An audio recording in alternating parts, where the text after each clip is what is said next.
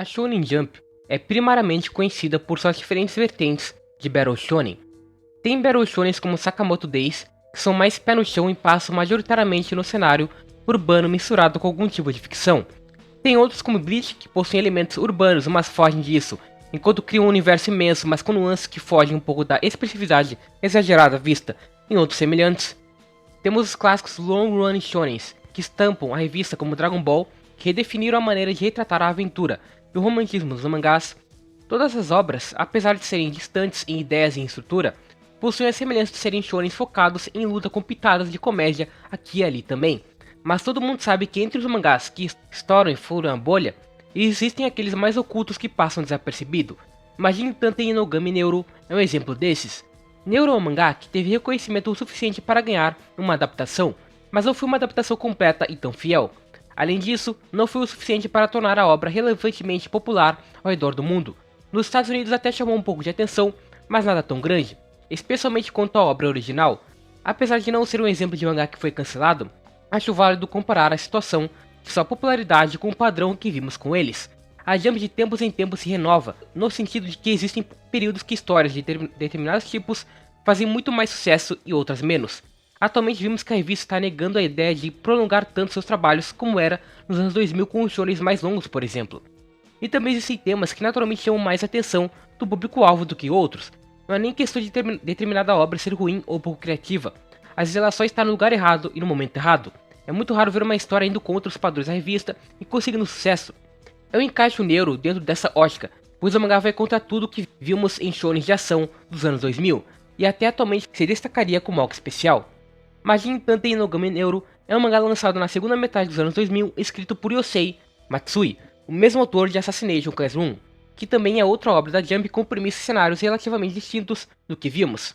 Porém, ele foi muito além com o Neuro, porque a proposta é a seguinte: o protagonista é Nogami Neuro, um demônio que se alimenta literalmente dos mistérios, e após ter consumido todos os mistérios do mundo dos demônios, decide viajar para o mundo humano buscando o Enigma Supremo, um enigma tão difícil de ser resolvido que sacia sua fome para sempre.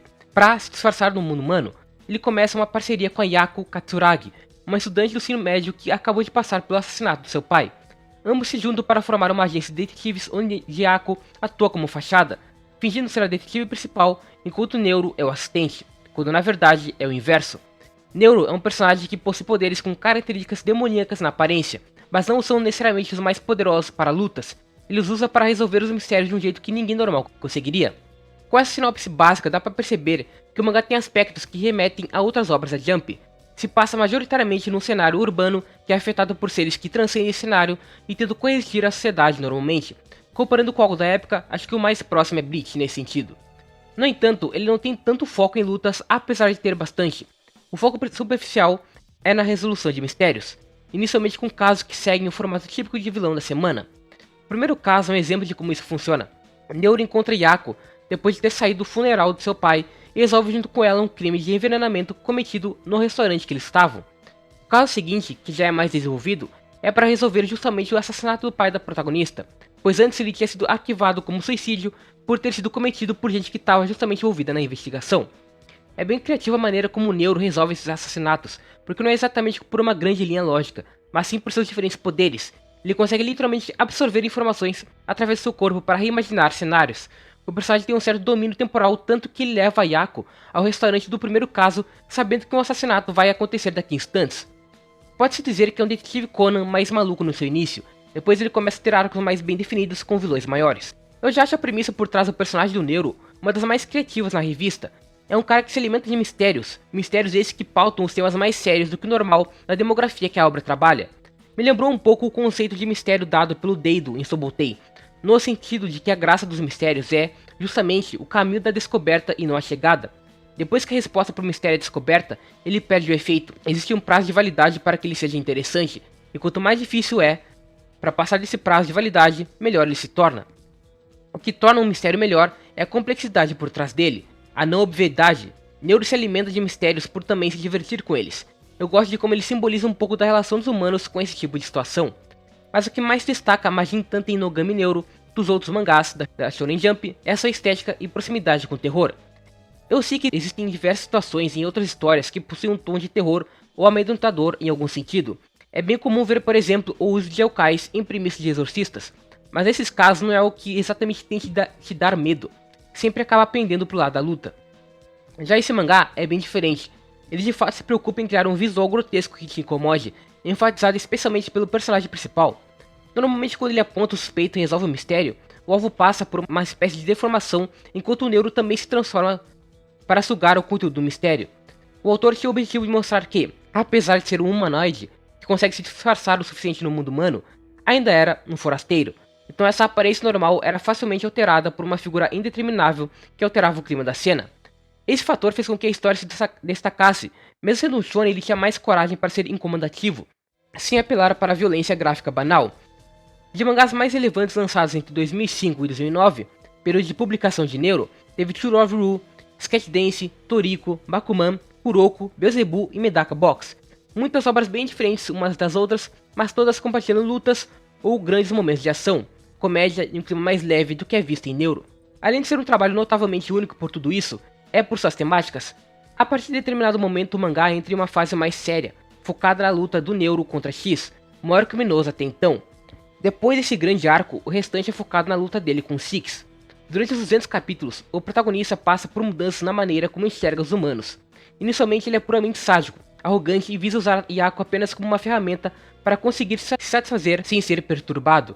Mas conforme ele resolve mais casos, entra em contato com mais personagens como Godai e Wakane, que entram para a agência, a perspectiva sobre os humanos muda. O Neuro começa a desenvolver uma verdadeira empatia por eles, também pelo fato de presenciar tantos casos ruins. A dor das pessoas, das vítimas, atinge o demônio.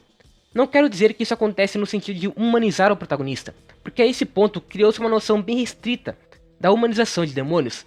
É muito comum ver um anime que pega um demônio e trata ele como injustiçado, que na verdade não é ruim e só foi mal compreendido por determinada sociedade por ser diferente.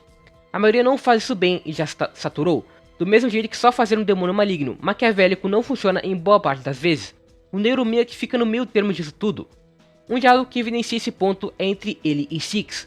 O Neuro coloca todos os humanos como sua fonte de comida e brinquedos, dizendo que apenas ele tem o direito de brincar com eles. O Six trata os humanos como inimigos, mas também propriedades suas, que apenas ele tem o direito de destruir. Existe uma grande semelhança entre os personagens, pois ambos são seres que podem se disfarçar de humanos, mas não são. Neuro é um demônio de outro mundo e Six é resultado de uma linhagem superior que se distanciou deles. Ambos usam os humanos para satisfazer suas necessidades, sem se importar com o que pensam. No caso, o Neuro inicialmente não se importa e depois começa a se importar um pouquinho mais. É basicamente uma briga egoísta de jeitos diferentes de enxergar a humanidade. O Neuro trata eles como brinquedos, mas ao longo do mangá, começou a verdadeiramente desenvolver um apreço pela espécie, enquanto Six andou pro lado oposto e cada vez os viu mais como inimigos. Ambos são inimigos naturais um do outro, e a introdução do antagonista é responsável por nos deixar claro que, apesar de Neuro continuar sendo sádico e ter se apossado da vida de Yako e outros humanos para conseguir o que quer, desenvolveu algum tipo de sentimento por essas pessoas. Outra característica evidentemente distinta dos outros Battle Shonens é a personalidade do Neuro. Tudo que eu disse mostra bem que ele não se encaixa em um herói moralmente correto, que tem suas falhas mas luta para superá-las e salvar o dia. O Neuro é simplesmente um humano que acabou começando a ajudar pessoas por interesses puramente pessoais. Por isso eu acho ele bem criativo. Existe um interesse próprio inicial que depois se mistura com a sua empatia, mas que não sobressai sua personalidade mais próxima de um anti-herói. Falando sobre outro integrante essencial do elenco, o X and Six é o grande vilão que desenvolve outros traços do protagonista. O X é um criminoso que ninguém nunca tinha sequer visto o rosto. Não existia nenhuma dica sobre ele mesmo cometendo tantos crimes ao longo dos anos. Por isso a princípio era o desejado enigma supremo do protagonista. Esse buraco em sua identidade se dá ao fato de justamente não ter identidade. O X consegue assumir uma aparência humana que não é sua verdadeira aparência. Ele não lembra sua idade, seu gênero, seus pais, não lembra literalmente nada do seu eu original, mas ganhou a habilidade de reformular suas células como quiser. Essa ideia é legal, porque você pega um problema comum de mistério, que é não saber a identidade do suspeito, e torna isso parte dos temas do personagem, ao mesmo tempo que esse poder é útil para que consiga cometer crimes. Faz parte do seu conflito de não ter uma identidade. No primeiro encontro entre os dois, tem uma fala bem interessante que demonstra bem como ele funciona. Abre aspas. Um humano que roubou obras de arte recheadas com pensamentos humanos e preencheu caixas com células de pessoas que foram enterradas em pequenas partículas e observando elas procurou por uma dica de quem era. Fecha aspas. Essas caixas seriam as caixas vazias representando a alma de X. Ele é um personagem que foi completado em torno de vivências e pensamentos de outras pessoas. Todo ser humano é afetado pelo ambiente. O ser humano precisa viver em sociedade para sobreviver e tudo com que temos contato nos influencia. É impossível afirmar que não é influenciável de alguma forma, porque uma determinada experiência na sua vida pode ser responsável por mudar sua visão sobre um tópico que para outra pessoa tem outro significado porque viveu algo diferente. O autor pegou uma ideia que faz parte dos humanos e misturou com o fantasioso. O X é uma casca vazia que busca ganhar humanidade através desse caminho, mas nunca vai conseguir porque a verdadeira humanidade precisa primeiramente de alguém para existir. A Yako menciona sentir um medo diferente na presença dele e de Neuro, mesmo que ambos sejam seres distantes dos humanos. Isso porque, enquanto Neuro é um demônio que várias vezes assume formas grotescas que visualmente aterrorizam, o X dá medo por ser uma incógnita. Ele é distante de um humano, mas ao mesmo tempo quer ser um e consegue assumir falsamente a forma de um. Toda essa construção do personagem é o que torna o maior plot twist do mangá e a primeira aparição de Six tão efetiva. Como agora vou entrar em detalhes para falar sobre isso, vou deixar o tempo de vídeo para pular os spoilers. Quero que esse vídeo sirva tanto para quem leu, tanto para quem não leu e quer ser convencido a ler.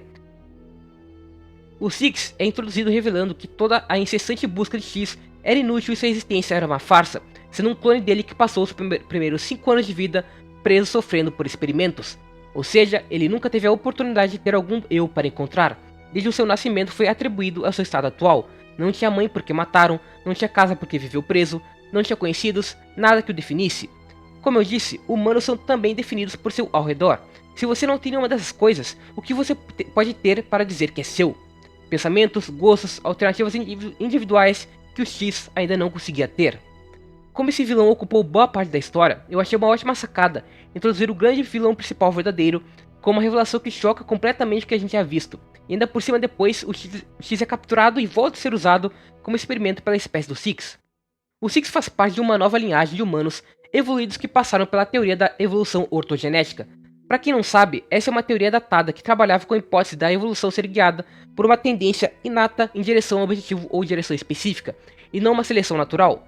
Por exemplo, o cavalo nasce pequeno, o pé é refinado e o corpo cresce, tudo isso pautado no objetivo de correr mais rápido, o tal objetivo específico.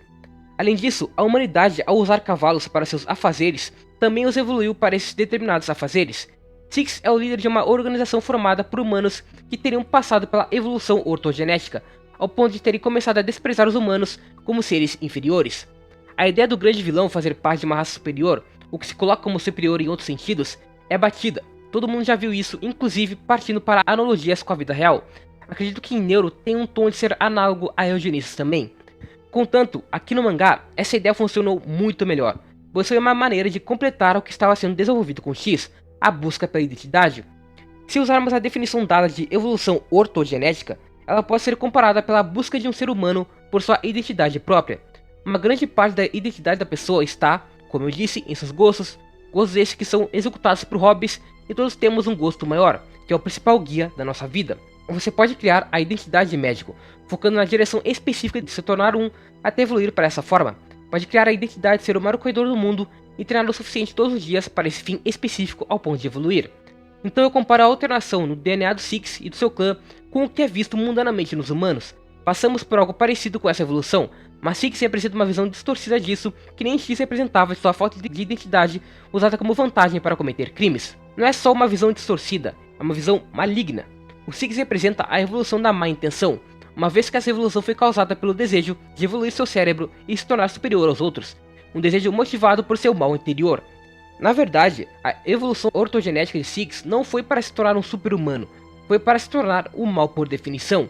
Ele buscou tanto esse objetivo egoísta que seguiu na direção específica do mal. Por isso ele precisava ser o maior vilão da série, é literalmente a encarnação do mal em forma humana, ou próximo disso. Uma página que mostra exatamente isso é no primeiro encontro de Neuro e Yako com ele. A Yako olha para o personagem e começa a sentir uma aura muito sombria, junto a um medo totalmente diferente do que sentiu antes com Neuro X.